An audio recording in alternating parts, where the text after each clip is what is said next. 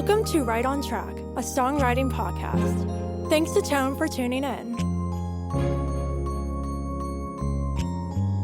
I'm Demi Michelle Schwartz, and I'm thrilled you're joining me on my songwriting journey. So kick back and relax, don't fall flat, and remember, stay right on track.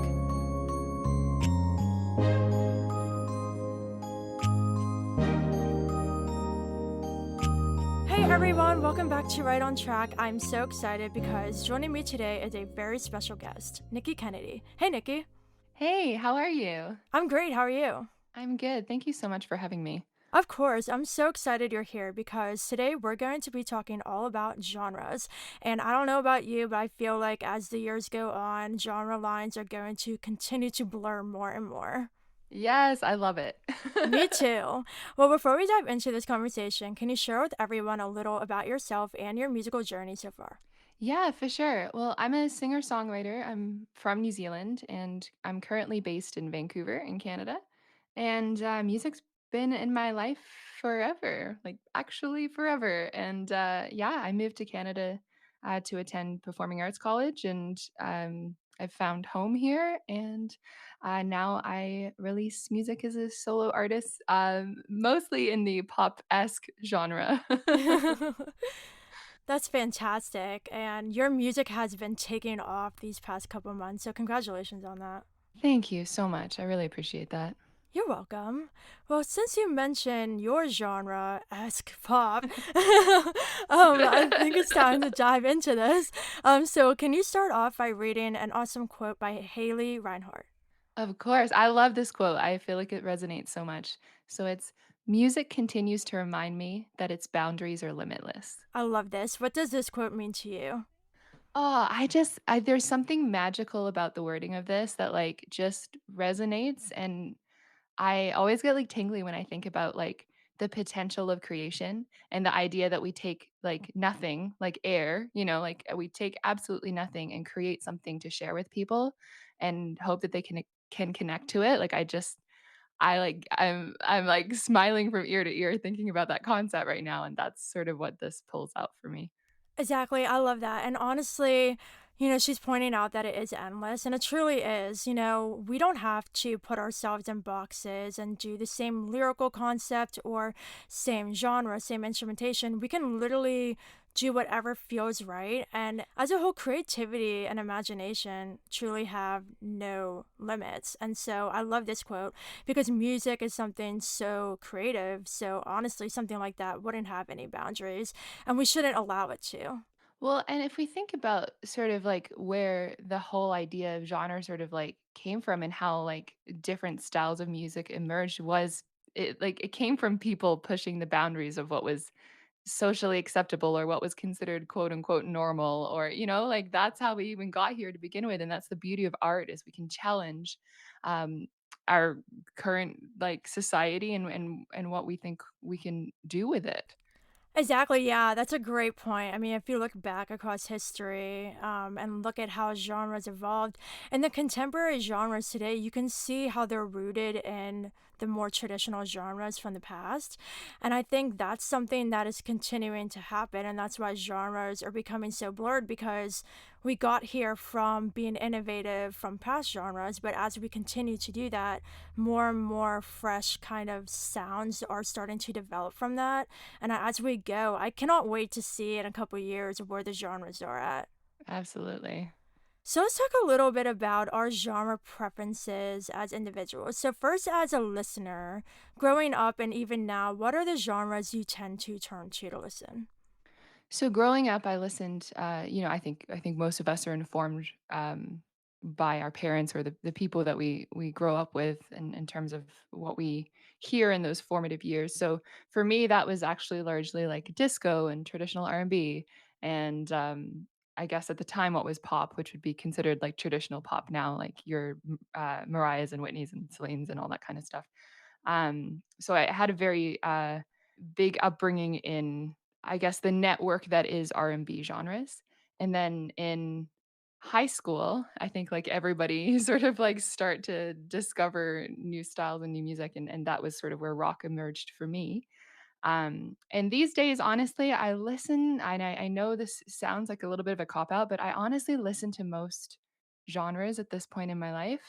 Um, I I don't know, I love it. Like I'm obsessed, and I think we can learn so much from every genre. I would say up until this year, country was a genre that I really had no context for. And it's actually funny because my virtual shows, my live streams, have brought that genre very much into my world because a lot of my listeners and viewers are big country fans. So I learn songs for them, and now I've been able to like have my eyes open to this whole other world that it really didn't exist for me before. That's fabulous. Yeah, like you, I was very influenced by my parents growing up, but overall it was pop. And even through like middle school, high school, early college, really I focused on pop music, some dance EDM, which is kind of in that same, style range. But like you, I haven't listened to country at all really until Kelsey Ballerini released Homecoming Queen a couple years ago.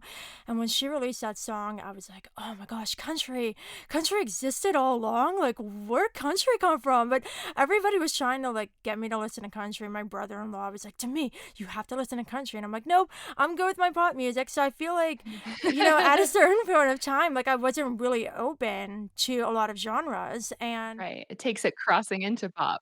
yeah. It's like that country pop crossover starts to happen, you're like, "Oh, Right. wait, what?" Exactly.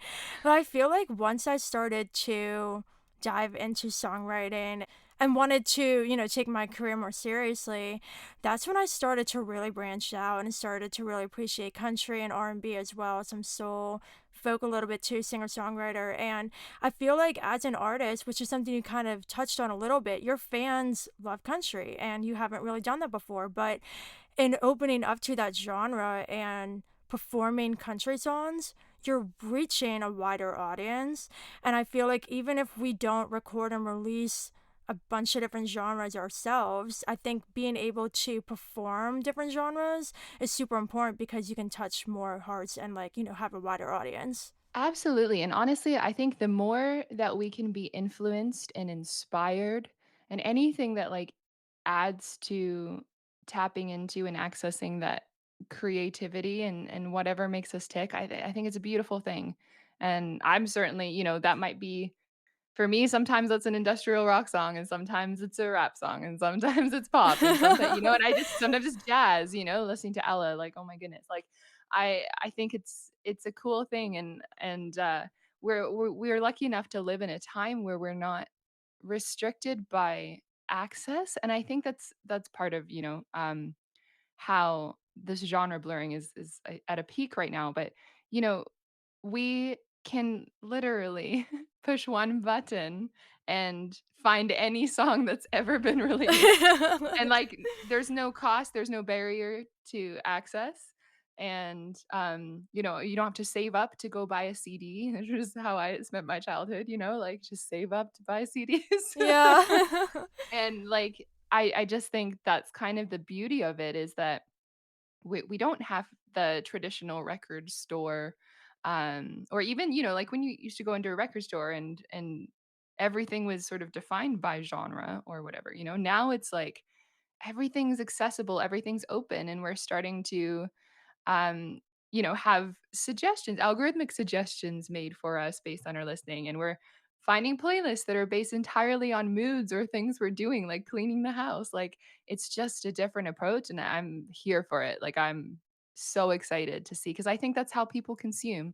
I don't think listeners like actively think, well, this is actually more of a contemporary R&B song than it is pop. I don't think people listen like that. I think they listen for what makes them feel good, what makes them wanna dance, what makes them wanna cry, like, that's what they're listening for, and I think if we shift from that, like, you know, "What is traditional?" mindset to, "Let's just make great music," I think the potential is limitless. I love that. And I love how you brought up how, especially the streaming platforms like Spotify, seem to have a focus on mood over genre because you mentioned those playlists like chill hits or workout or whatever. I never get that one recommended to me, I wonder No, why. it's, it's on It my home knows, it screen. knows. on my home screen. So, yep, it's a sign to me you gotta work out more. Yeah, I definitely get more like morning coffee. Uh, It knows I don't work out enough. right, exactly. And I think, like those mood generated kind of playlists, I think the streaming platforms are absolutely genius for doing that because music isn't about genre, it's about feeling things and emotion. You want to feel something, you want to cry, you want to laugh, you want to smile, all those things. And it's always been about emotion. Emotions are at the heart of music. And so I think, people are starting to not focus so much on, I exclusively listen to country or I'm a pop fan. It's more like whatever you want to feel, that's what you go for. And I think, the way music is so accessible these days, you can literally get on Spotify, type in a genre, and there you go. There's a whole curated playlist just for Yeah. that. I can literally type in that I'm grumpy today and it'll give me something. Like mood booster, like it's an amazing thing. And the truth of it is that this is like a construct that was built by an industry purely for classification and marketing, right? And I have yet to meet a single person that only likes one kind of music. I think most people, people might not love everything, and that's okay. We're humans, we're allowed to have tastes and preferences.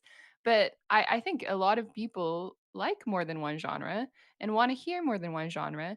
And like honestly, that's kind of, even if you think about DJs and you go to a club and get on the dance floor, it does not matter if they're playing disco or if they're playing 90s hip hop. If you love the song and you want to move, you're on that dance floor.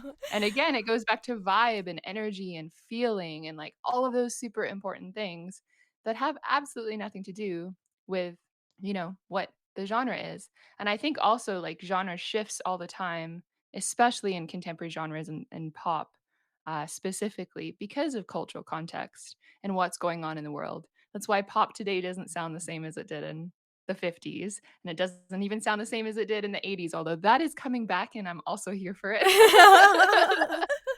Yeah, no, a lot of great points. And I love how you touched on marketing, which is something I want to dive deeper into.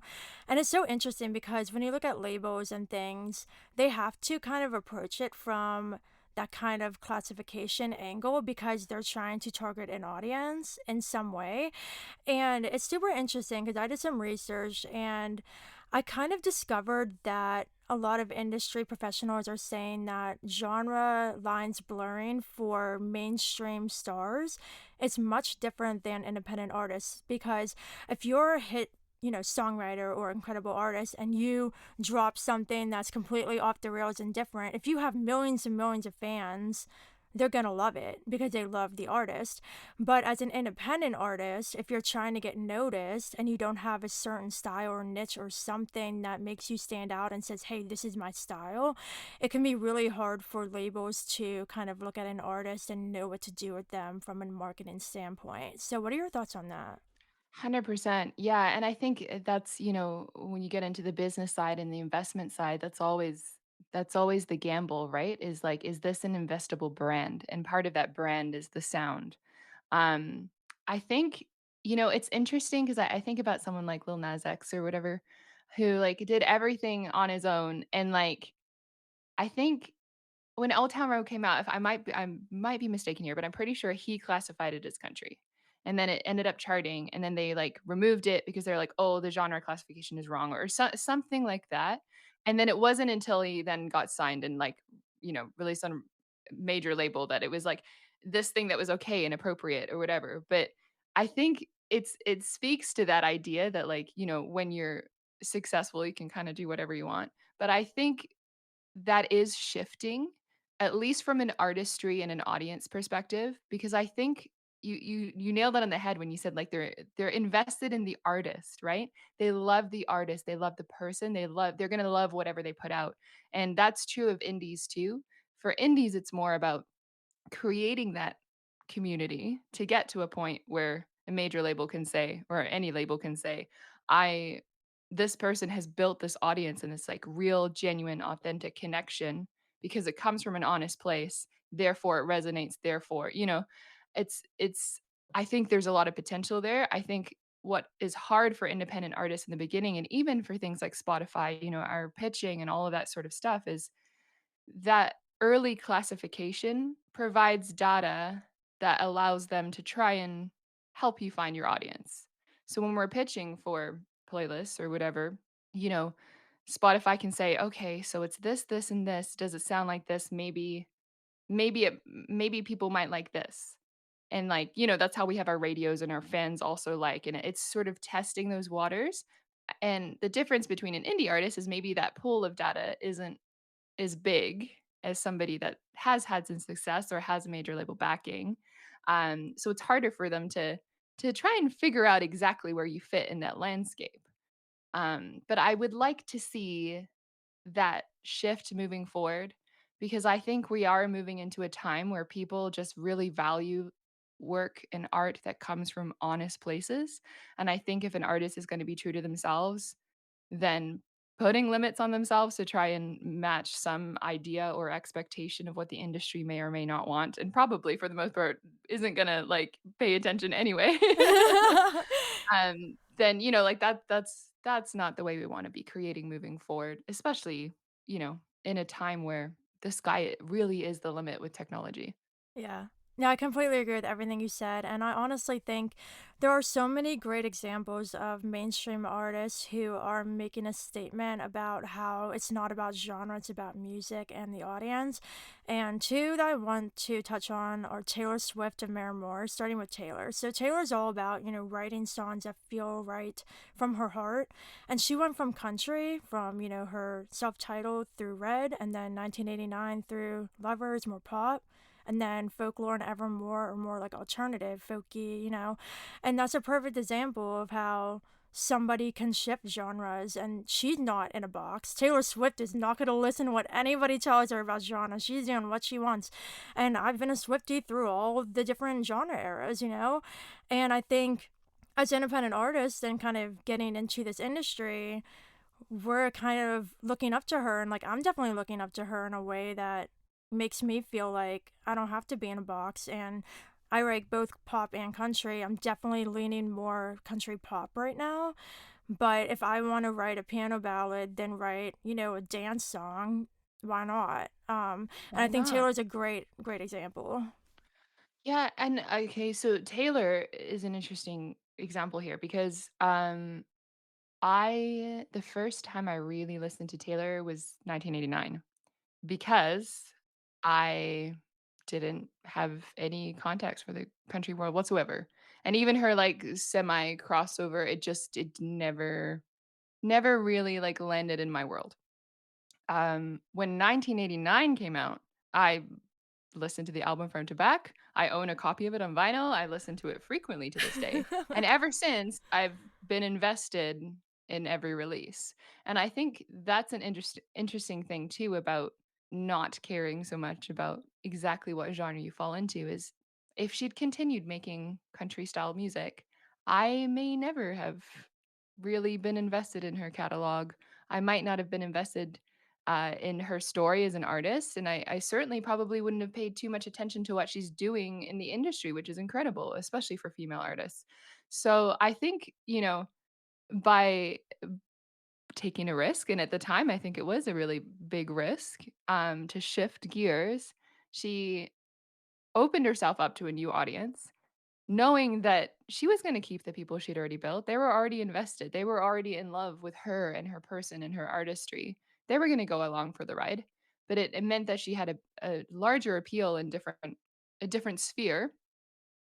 And then since then, again, like I've listened to every single release. I'm invested. I'm definitely following the conspiracies on Swift Talk right now for the new releases. Like I'm committed. And I think that's a cool thing, like and maybe there's some people that might not have listened to the more pop releases, but are totally in on Folklore or Evermore because that's their style, and they've heard it on a morning coffee playlist by Spotify, and they're like, "Oh, I love this song," like, I think it's really, like, the potential for access is huge when instead of saying, "What do I think that I need to do to make this sort of record?" You say, "I'm gonna make something that's true and how I'm feeling right now and what I want," and people are gonna connect with that because it comes from an honest place, and we've all been there, and we've all needed something at some point in time that's reflected in the music we create. Yeah, fantastic. And I really like how you brought up how, if Taylor would have continued to create country, she wouldn't have gotten all those pop fans and other fans who discovered her and fell in love with her music from 1989 on. And honestly, Taylor is one of the most intelligent businesswomen like in this Oh my goodness, yeah. industry. Queen, literally. Yeah. And the other artist I wanted to briefly talk about is Maren Morris. And I don't know if you know, but she has gotten a lot of criticism from people in the industry saying she's not country enough after she won a lot of awards at the CMAs in 2020.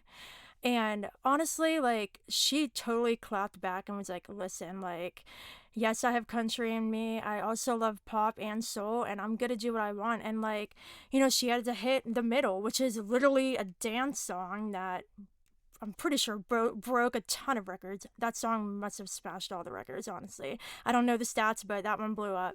But then she has country songs and some pop country crossover. And, I love Marin as well and looking up to her. Like, she isn't somebody who's going to let people tell her she's not country enough when she knows who she is as an artist and a person. And if she's winning country music awards, I'm pretty sure the country fans love her for who she is. So that's another great example. Exactly, and there's 2 points I wanna make on that. One is that at a certain point, um, we have to let the audience make their own decisions, and it's what they want, it's what they listen to and what they support that matters, ultimately. It's listeners that matter, as much as the industry is important in a infrastructure-wise, holds everything together and all that. We make music for people, and those people have to matter, and especially with award seasons and stuff like that. If they're turning around and saying, "Yes, she's worthy," then that's the most important thing we can gauge success by, is people's support. The other thing is I think that brings up like a really good point on like what genre is because I think like I said before, I think there's that intersection of like social and cultural context that meets like the technicality and the song structure and all of that kind of stuff. And I think country is a really good example of that because country's always had a very traditional style of song structure and maybe hasn't in the past been as influenced by some of the more like cultural contextual pieces in the same way that pop or hip hop or R&B has been. But I think especially in today's world to create music that isn't influenced by our surroundings and our environment and what else is going on, not just in the musical landscape or the artistic landscape, but in the world as a whole, all of it. If that doesn't inform the kind of music we create, then it's not going to feel authentic anyway. So to say that it has to continue on a line, or sort of the rules that were created 50, 60, 70 years ago, doesn't make a lot of sense if we want to keep making music that's relatable to people that are growing up now and living now. I love that. Yeah, I think you brought up a great point about it being kind of generational too. Like, our generation is all for being innovative and blending genres. And I know, like, some of the older generation kind of frowns down upon that. It's like, that's not country. That's not this. That's not that. It's like, but we're in 2021 now. Like, things are changing, you know? Also, the way that we create music has changed significantly because, back in the day, and not even that long ago, you had to book studio time, you had to hire musicians, you had to use a recording engineer, and you had to have the funds to do that or a label backing you to do that. And now we have programs like GarageBand that are free, and you can literally create music on your phone, on your computer, using nothing more. To be honest, you don't even need like a lot of musical knowledge. Like you can create sound with household objects. You can, like we can kind of do anything. Like I think all my releases that are coming out this year and next are all like I do all of my vocals from home, which like is a beautiful thing to be able to do because it saves me on studio time and engineer time and all that kind of stuff. And now like, that's kind of like that evolution of like a lot of lo-fi and like bedroom pop and that sort of stuff is like literally people are able to create music from their bedroom. And so why not throw in a cool spoon sample if you can, like, how did these things sound together, Like, as opposed to, if I was to book studio time, I probably wouldn't be quite as, like, experimental or, um, willing to take the same kind of risks because I'd be on the hook for not just the time for the space, but also every single person that was playing on the record. Yeah, great points. I honestly think this whole genre blending thing is allowing for so much more creativity. Like, we're not tied down to this is the only way to write a pop song or this is the only way to write a country song or R&B or whatever. We're able to explore and mix things together that inspire us. And I think that's the thing. Like, nowadays, we're inspired by many different artists and styles. And whether we know it or not, or whether we, consciously do it, all of those influences find their way into our own styles. And the freedom of being able to explore that is making music, I think, so much more interesting because there's so many artists I love, independent artists especially, that have such cool sounds that you wouldn't necessarily find in mainstream really because though there is more freedom in mainstream now with artists like Taylor and all of them being more innovative and blending genres, but as indies we can literally do whatever we want without anybody telling us no you can't do that, you have to do this. And so because of that, like, there's so many cool sounds out there, and we're going to continue for just a few more minutes. There's so many cool sounds out there that independent artists are coming up with because they're able to explore and tap into their imaginations and try things. Absolutely, and I think, like, artists like Taylor and Billie Eilish is another great example of that, especially with the last release, the last record, Happier Than Ever, of sort of empowering independent artists to take those risks as well, because they are doing so with a platform that big and probably with a label that's saying, "Are you sure you wanna do that?" Like, Billie's album has, like, I don't know, it's like 10 different genres on it. Including bossa nova styles. And it's like it's I think I listen to it and I say, "Wow, like, okay, maybe I can be a little bit bolder in the risks that I take or the sounds that I try to create. Or maybe I can trust my instinct a little bit more because that actually leans in a direction that I've been trying to go or whatever it is. I think when you're not listening to hyper traditional styles, you can let your mind run a little bit because you're like, oh, rules are meant to be broken. Awesome. Let's do it. They're guidelines. They're guidelines. Yeah, and honestly, I think like the whole taking risks thing, like if you never try it, you never know. And we're in a day and age where, being creative and really standing out is so important. So if you don't take a risk and step outside the box and try something that feels right, that might seem totally off the rails to people, you never know. Like you could put out a song that's like so unique and it could literally hit so big and then you can create a whole new genre. You know what I mean? Like there's endless possibilities.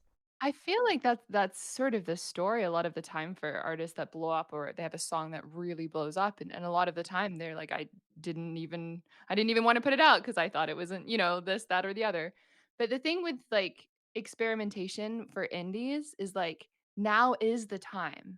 This is the time when we can play and try and see what works and see what resonates and have maybe some misfires because we're in the early stages of building that community, that audience, and the people that are here right now, they're in for the journey, they're in for the ride. They want to see the ups and downs, the ebbs and flows. And like now is the time to figure out what works so that when you get to that level where you might have industry interest, you know exactly who you are and what you bring to the table and what you want to create. And I think that is like one of the most beautiful things about being an independent artist.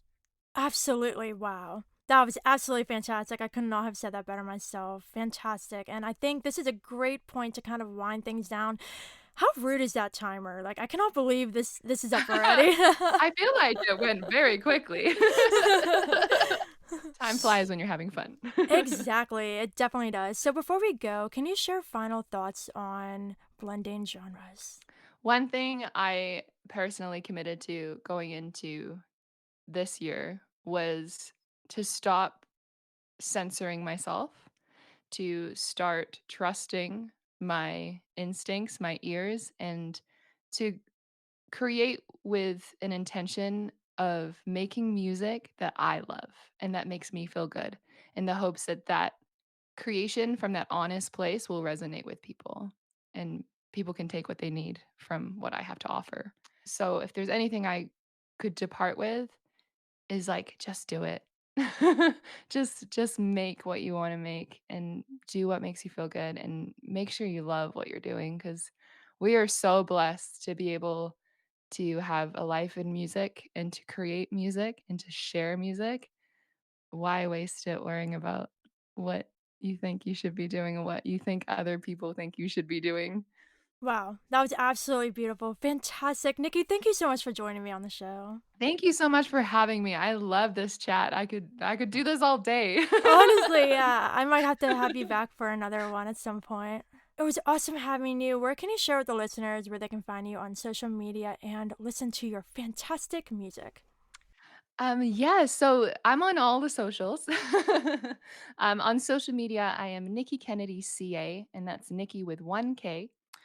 There's a story there for another day. And on streaming services and all that good stuff, it's just Nikki Kennedy. Awesome. Thank you so much again for joining me. This has been fantastic. Listeners, thank you so much for listening to this episode on Blurring Genre Lines with Niki Kennedy. And of course, until next time, stay Stay right right on on track. track.